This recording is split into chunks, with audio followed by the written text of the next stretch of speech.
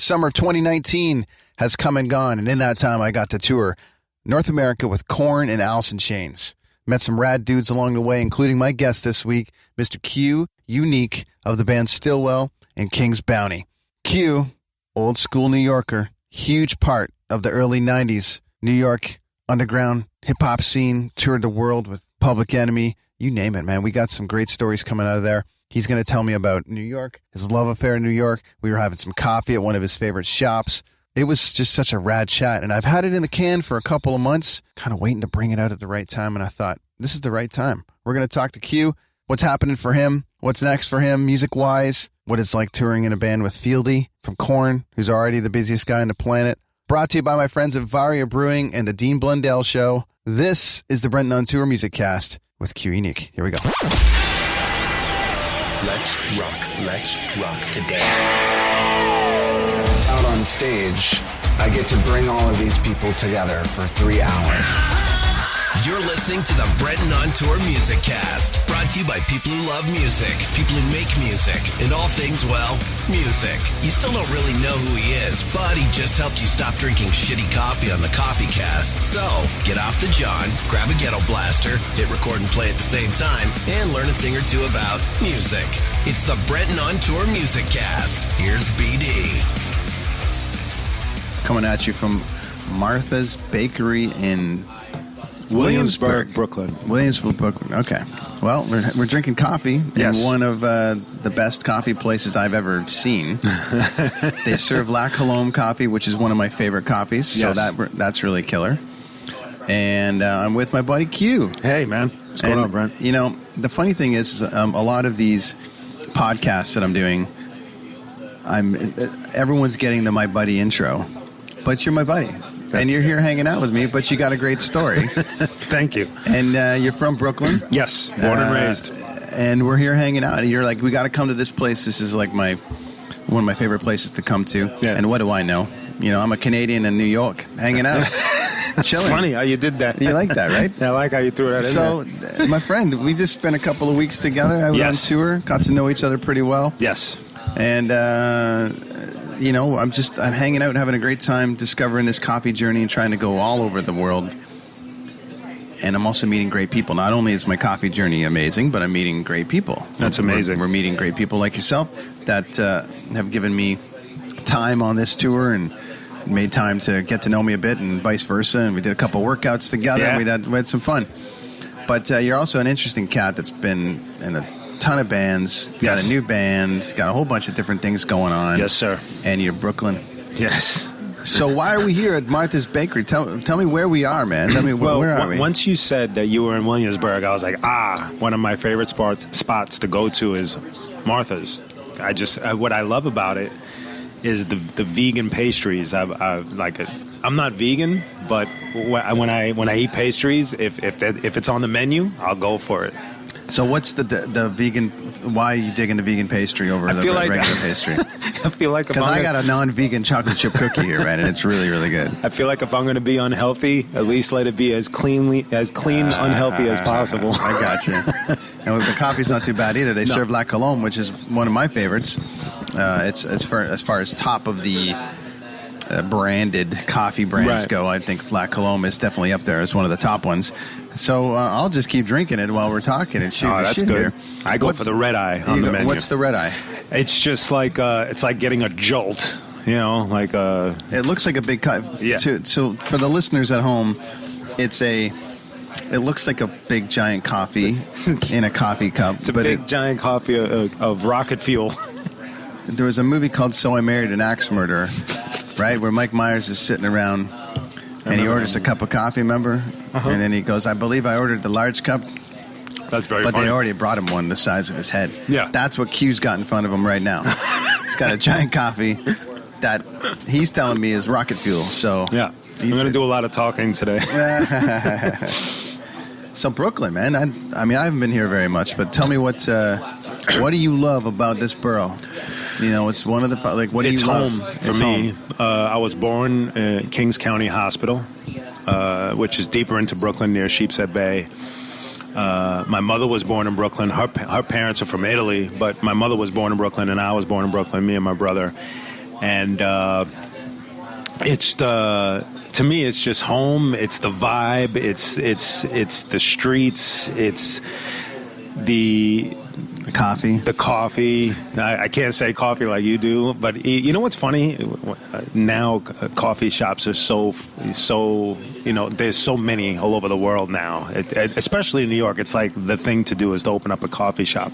But when I was a kid, you really didn't see too many, and the coffee shops that I know of were more of like wise guy hangouts.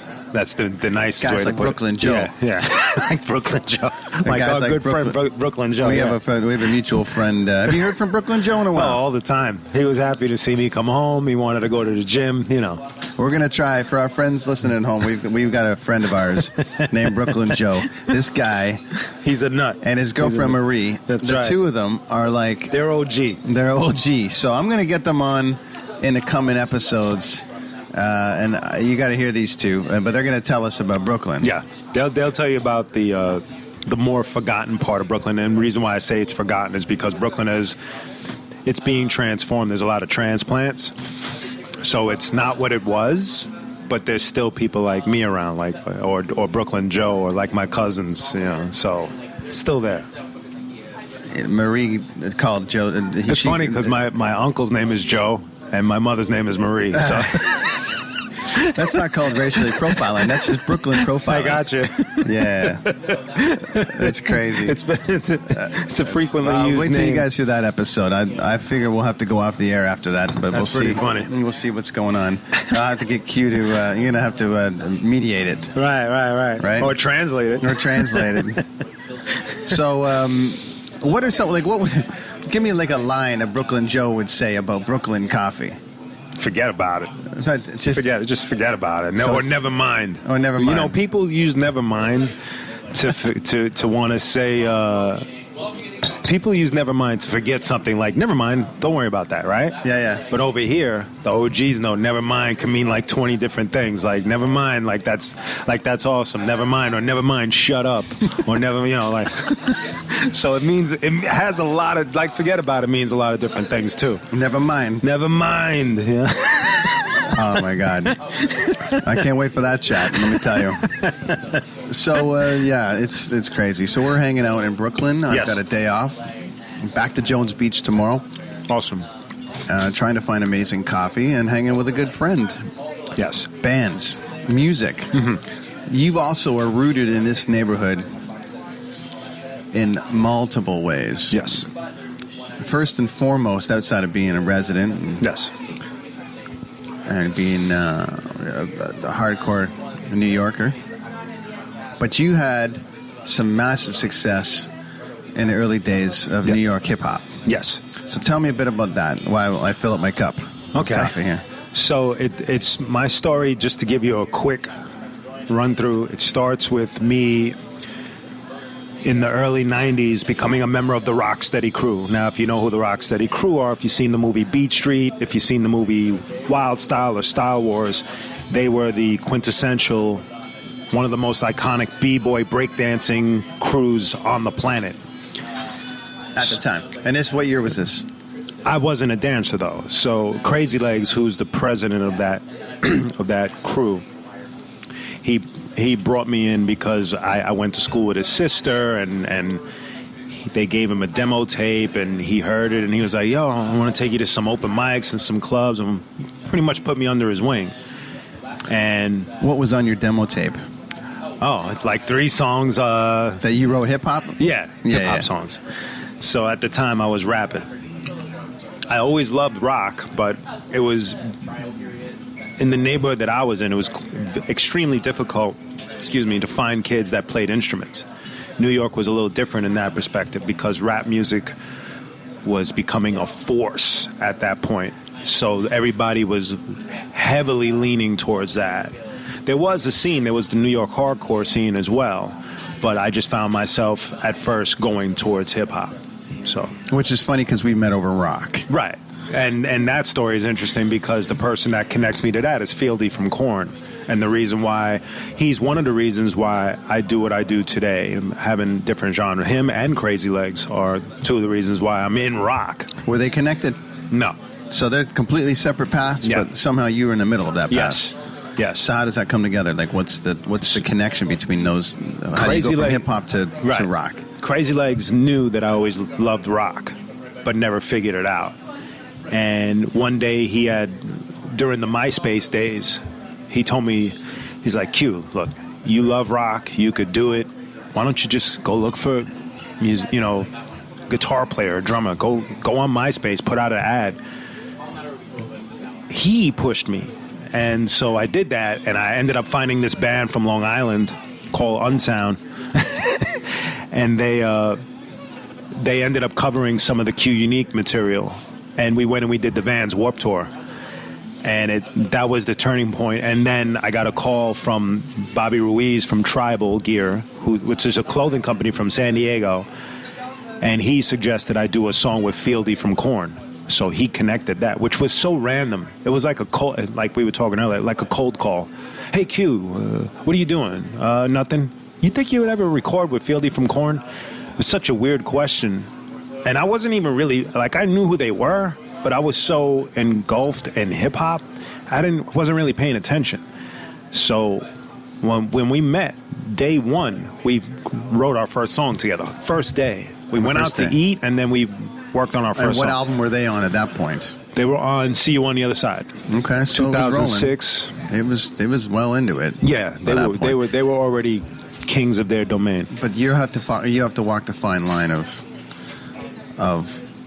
at that point there was a bit of the crossover happening, but you're still rooted in New York hip hop. At that point, yes. Right. So you're like, I'm going to stay in this world. I want to stay in this world. Or are you feeling like you want to? You're just trying to be creative and you're going for it. I was trying to be creative, and when I did the Vans Warped Tour, being around all of those bands, and specifically being around the New York hardcore bands, H2O and Madball, they had a project called Hazen Street.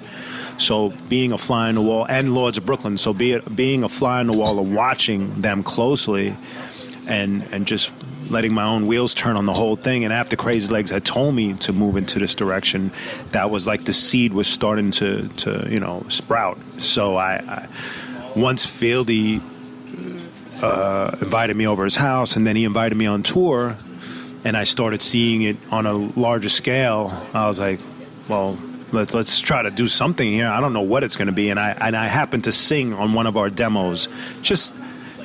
There wasn't no strategy to it. I just felt like, this part needs a singing part. So this was the hip hop demo that you submitted, or this is the one that you did with Fieldy? This is the one I'm doing with Fieldy. Gotcha. This is one of the demos I was doing with Fieldy. Gotcha. And when he heard it, he was the one that was like, dude, you can sing? And from that point on, I just wrote more and more, and it just blossomed into whatever I am today, which is, I kind of liken myself to somebody like Everlast, who's a homie of mine, who will do his blues and his rock, and he'll do his hip-hop. And he has the attitude of, well, I could do both.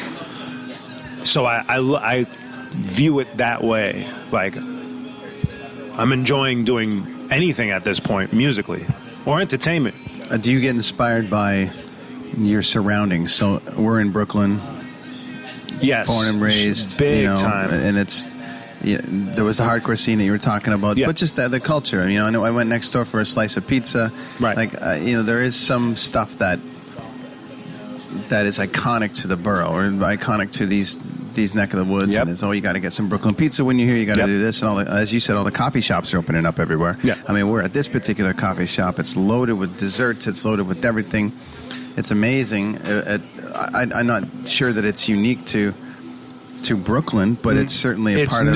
It's fairly new in a sense. Like I said, like when I was a kid, the only coffee shops I knew were Italian. And if you weren't Italian, you weren't really willing to take the risk to walk inside. So it was Dunkin' Donuts or that place. And I don't even remember if Dunkin' Donuts was even a factor. You know what I mean? What's your favorite places to hang out in Brooklyn? And we'll come back to the hip-hop thing in a second, but while I have it on...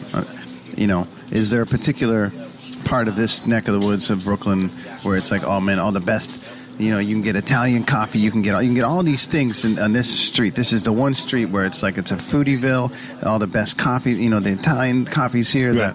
The Indonesian, the Ethiopian. Right. It's all the best coffee brands are on this street. Or is it just such a vast market and it's just spread all over the place now that you can pretty much go on every corner and find an amazing spot to come and park yourself? And that's what's happened with New York City on a whole, is that we got plenty of everything here, and it doesn't shut down. So it's like if you're not prepared for this kind of speed, you're going to get overwhelmed. I know for me, I love being in Brooklyn. I usually tell people you can get anything here. So if you're looking for something, either call me or Brooklyn Joe, right, and we'll find it. And it's just, you just have to know the sections. So where I'm at, there's a coffee shop called Cream, which I frequent the most. My son loves going there. And there's another one called Cafe RX. That's another nice one that just came up. So those are the two spots that I go to the most when I'm looking for coffee. And we're at Martha's Bakery. Right. So you come here for the vegan pastries. If I'm in Williamsburg, this is the spot I hit. I don't go nowhere else. I come here. Right here. I like the space. I like especially the other one down in the 200s. A lot of space, really cool vibe. Pastries forever. I love that. I love that. There's also a spot on 7th Avenue called Chocolate, and they have these. It's an Italian woman that opened it, and she has vegan cannolis. What do they make it out of? Cauliflower? I don't know, but I buy them by the pound, man. That's not good for our workout plan. You got to get back on tour, man. You're right. I'm supposed to be hitting tour with. Actually, I'm going on a Q Unique tour, first time in a long time, in December. So you know what's funny? As soon as I landed from the Korn tour, I turned on my phone and there was a tour offer for Q Unique. There you go. It was crazy. And you're going to go where? We're going to Europe in December for 2 weeks. Who's with you on that? Who do you got with you on that? So it's myself and a rap group that I came up with called Nonfiction. So I had the Arsonists.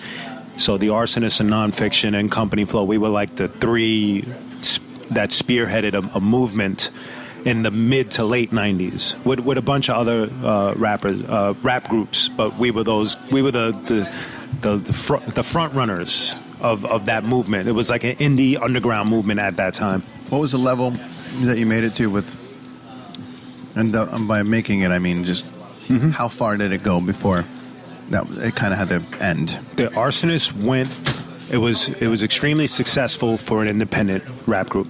We got signed by Matador Records, which if you're an indie rock person, you know that's like one of those Liz Phair and Queens of the Stone Age is signed there, and we were the first hip hop group they ever signed, and they put a lot of work into us. They blew us up.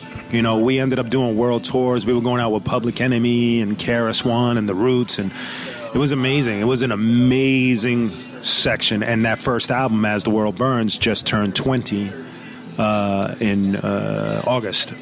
And, it's trippy for me to see that. And, if you ask a real hip-hop, boom bap hip-hop person, they'll say that's one of the best albums ever made. No, I don't. I'm biased. I'm in the Arsonists. I tend not to put my stuff under classic. I feel other albums like Eric B. and Rakim and Nas, and those people to me are the classics. But people tend to put think our about music the name of that album title. As the World Burns. And think about now. I know. Oh, I know. We trip the same. out. It's almost, and that's as political as we get. Yeah. On a coffee podcast. However, I think that it's pretty interesting to me that, it's a pretty timeless tale, the way you name that record and the way it is now. Yeah.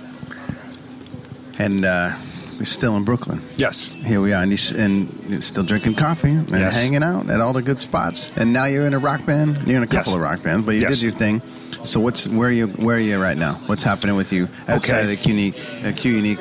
What's happening with you musically right now? So what ended up happening was, after talking to somebody like Ray Luzier, for instance, who is a close friend of mine who drums for Korn, I noticed I'm segueing into where I'm at. So I noticed that Ray out of a lot of people that I know, has his hand in a lot of things. So that was like an instant. Most drummers do. Right. And it's amazing to me. So I was looking at the fact that he has KXM and Korn, and he does all of these clinics and projects, and he drums on this guy's album, that guy's album. And even though I make fun of him at times for it, but it like turned on a switch in my brain. And one time he and I were talking, and he said, Q, you just got to be relentless. That was his quote to me. And it stuck with me. Like, it meant a lot that he said it. And I ended up just doing several projects. So, and the blessing of it is that certain things are starting to happen that I couldn't have predicted. Like, for instance, I'm working on a new Q Unique album, and I'm working on it with the drummer from Taking Back Sunday, which I was like, I don't even understand how that happened. It just did. He probably knew Ray, because everyone knows Ray. But it's just trippy. He somebody mentioned my name in a conversation, and he came looking for me, and we ended up we're working. Then I got a band with Fieldy from Korn and Webb from POD called StillWell, which you saw that on this tour that we did with Korn and Alice in Chains, me and Fieldy were writing new songs. We ended up writing 8 new songs for this new album. This is going to be our 3rd album together with this project, which is trippy, in itself. For everyone listening, this was a thing. You think tour life is parties and crazy and madness, it's all but work. Q and Fieldy, every single day, or I would see them coming out of a massive writing session. Yeah. And of course they would come in time for coffee. Yeah, you're right. It was like, we got to refuel. We would call it trucker coffee. That's right. You come back in and whatever we got to get. And of course I'm traveling at the time with the Leverpresso and the portable espresso maker. That's right. So I'm trying to make coffees for people. I got the AeroPress. We're doing the whole thing. That was awesome. Trying to fuel these guys after they're doing a writing session. But it's every single day, and you guys are working so hard, and I think that's great because it keeps you fueled and it keeps your hamster rolling on the road. Yes, which is very important. So I got that and that. Then I got my band King's Bounty, which is that's the project that's really close to me. I started it with Mike DeJean, who's a known guitar player from the New York hardcore scene. He was a player for Breakdown and Crown of Thorns and Lavalette, and he and I are like-minded artists. We're very outside the box thinkers.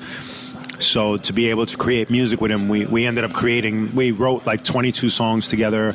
We got one out now, and the reason why that's moving slow is we're waiting for an ideal situation for us in order to release music, because you know and I know that just releasing music these days doesn't quite capture the audience. So you got to kind of like, you got to plan it out. You got to watch the waves. Yeah. Create your own ocean and watch your waves, and if you get a good wave, ride it out. So that's what we're doing. With you, they're all going to hit at the same time. But that would be hilarious. And then you're going to be like, I'm going to be overwhelmed, but I just got to get a lot of coffee. Good thing you're in Brooklyn and there's a coffee shop on every corner. They're all going to hit at the same time. That would be hysterical. You're totally messed up. And then it'd be the craziest schedule known to mankind. In the history.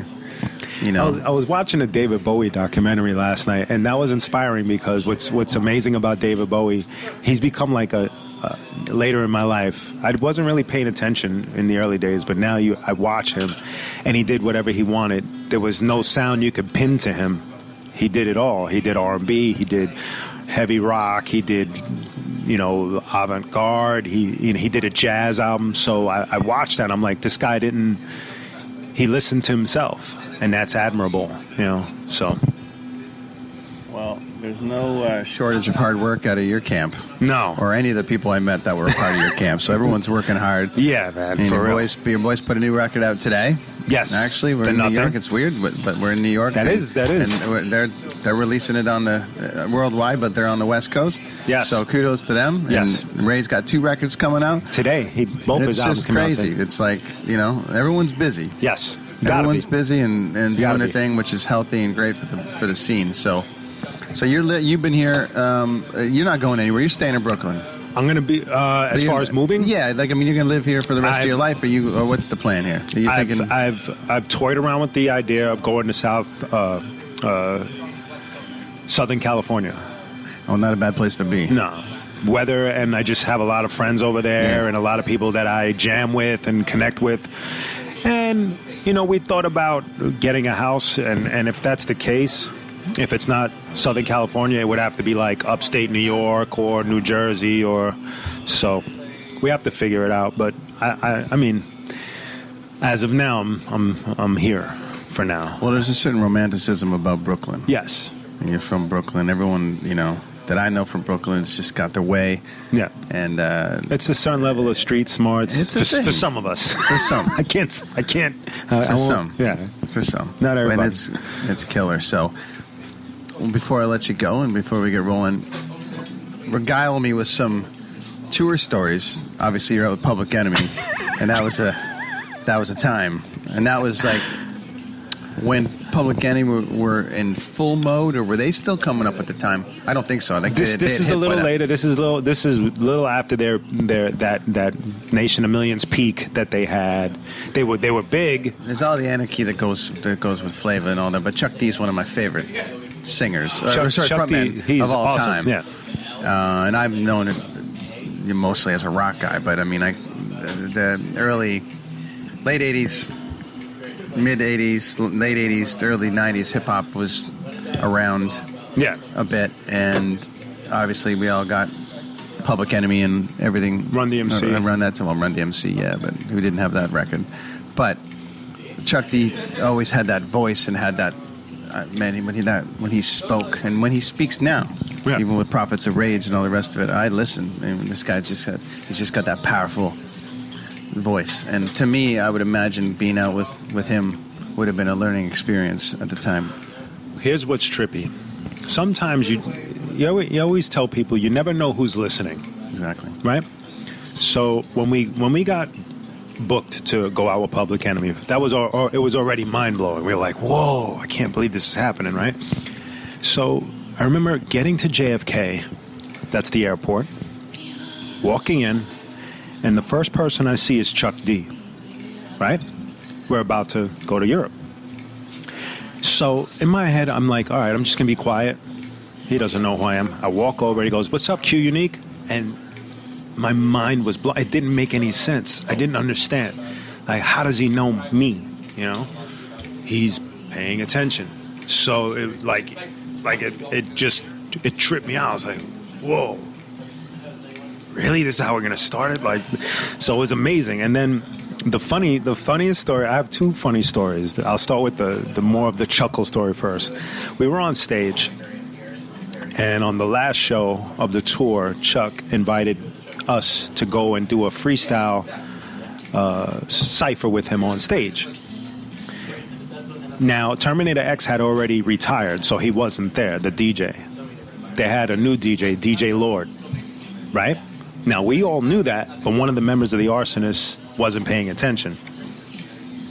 So we're like rapping and passing the mic. So that member, his name is Swell, he gets it, and he's going crazy, rapping, rap, rap, rap, rap, rap, rap. And the beat drops, and he goes, something up next is Terminator X. And we were like, no. This is before the internet. Exactly. So we were all laughing, and I remember the DJ dropped his head like, oh, man. And then the other funny story was, Flavor Flav, he's like one of those guys you just watch because it's for whatever reason, right? And I remember he would come backstage often to, he would come in our dressing room often just to hang because we had a lot of energy, and I guess Chuck is more, he's more chill. So, one day he came backstage and he was like, "What's up, fellas? I got some weed. If anybody want to go smoke in the back with me." And everybody said no. He's scared. They were scared of him. We didn't know what was in the blunt. They didn't know. We were scared. Everybody, all of a sudden, nobody smoked weed. We're like, no, we don't Yeah, but if Snoop Dogg would have came up, it would have been like, yeah, we're in. Yeah. Oh my God. It was hilarious. But aside from that, another thing that's real special about that, this is like maybe 6-7 years before I met Fieldy, was when I went back to look at the schedule, the stage schedule for one of the shows. It was like a festival that we did with Public Enemy because we were on the road with them. So there was stage A and stage B, and when I look at the sheet, it said Arsonists, which is my group, Korn, Public Enemy. So Korn were on after you. I couldn't believe it. On the other stage. Yeah. It was insane. Hey, man, life walks around in circles. Yeah, man, it's trippy. It all starts, if you treat people well and you just kind of keep going for it. Yeah, go for it. Then, they have that, what's the classic saying, the people that you meet on the way up are the same ones that you meet on the way down. You just got to treat people good. Yes. And as far as I'm concerned, it's served. Most of the people that are doing well in my business are because they treated people well. They're well behaved, yeah. And there's a prime example of you, Thanks, man. playing a festival. Chuck knows you. Everyone's, kind of on your team here, and you're treating people good. I don't know what you were like back in the 90s. I'm just saying, it was but a the little way more borderline. The way things are now, at least the way they're treating people now. If it was, working back then I got no doubt in my mind that the future, my friend, is thank you, man. Is heading to a bright one for you. I really appreciate that. Thank you. So I got to thank you for the time. Show me around Brooklyn a little bit today. Introduced me to this amazing cafe. This was really, really great. Next time I'll have to get you on the line. Let's get you. Let's get Brooklyn Joe. Yes. Let's get Marie. We got to set up the audio for that. We got to set up the audio for that. And then we're going to tell the audience to hold on for their lives. Yeah, it's going to be a ride. It's going to be a ride. I'm going to have to reel him in a little bit, though, because I know he could fly off the handle. I can't wait to meet this guy. I don't know when I'm back in New York again. Maybe we'll have to get it on the phone. Does he have a cell phone? You know what? He might have a burner phone. That's my kind of New Yorker. Okay, so let's finish up. Why don't you tell me what's going on with you? Where can everybody find you online? Tell me the bands, the handles, all the stuff, anything that you want to let the world know about what's coming up for you. Okay. And then I'll let you get back out into the borough, my friend. Oh, okay, definitely. So you could either go to q-unique.com, or you could go to kingsbountyband.com. And on Instagram, if you want to look at the StillWell stuff, it's StillWell_rock. At StillWell_rock. So if you go to QUnique.com or KingsBountyBand.com, it has all of the tabs for all of the social media stuff and some cool videos to look at and some really cool music to listen to. So. And where someone coming to Brooklyn for the first time, top 5 things they got to do. Go. Okay, number 1, you got to go to L&B's Pizza. Stop playing games. To me, that's the best pizzeria on the planet. I'm not even trying to hear it. Okay. Number 2, you want to go to downtown Brooklyn where the Atlantic terminals are. You would definitely want to go and see the house that Jay-Z built, which is the Barclays Center, which is our new arena, for Brooklyn, which was really cool. That's number 2. Number 3, go to Coney Island because you're going to see some history there. You're going to see the roller coaster. You're going to see the original Nathan's hot dogs there. The beach has been around for 1,000,000 years. So it's Zoltar. Huh? Zoltar? Isn't Zoltar there? The fortune teller? I don't know if he's still there, but yeah. What was that? So Big? Was that movie Big with Tom Hanks? The movie Big. I think that's on Coney Island too. Yeah.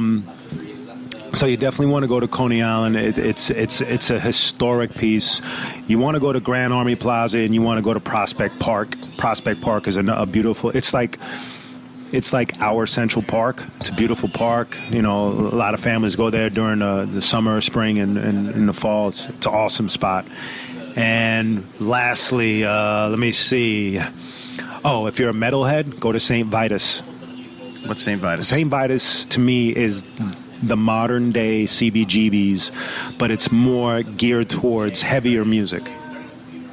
Dave Grohl did a secret set there for Nirvana, and he had Joan Jett singing. It was amazing. I think she's in New York too. She's from around here. Yeah, I think she might be from Long Island or Queens. I'm not sure. Yeah. Awesome, man. Well, if the music thing doesn't work out, you either can work in a coffee shop and serve vegan pastries with our friends here at Martha's. Right. Or you could be a tour guide for Brooklyn. Right. Or I could just work for Brooklyn Joe. Probably make more money that way. Yeah, but you wouldn't have a tax form. No, I wouldn't. And I won't have a cell phone anymore. That's right. Thanks, my friend. Thank you. Thanks for joining us this week, everybody. Brenton on tour from Brooklyn. Hanging out with my buddy Q. Peace.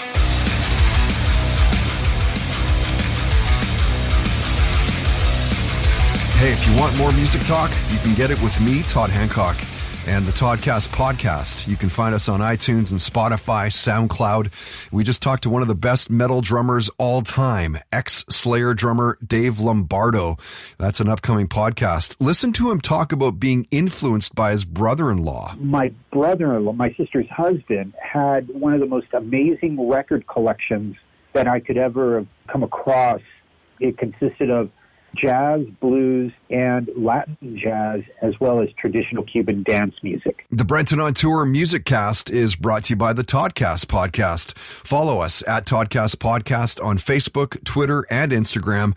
You can hear the full podcasts, interviews, and a lot more through toddhancock.ca.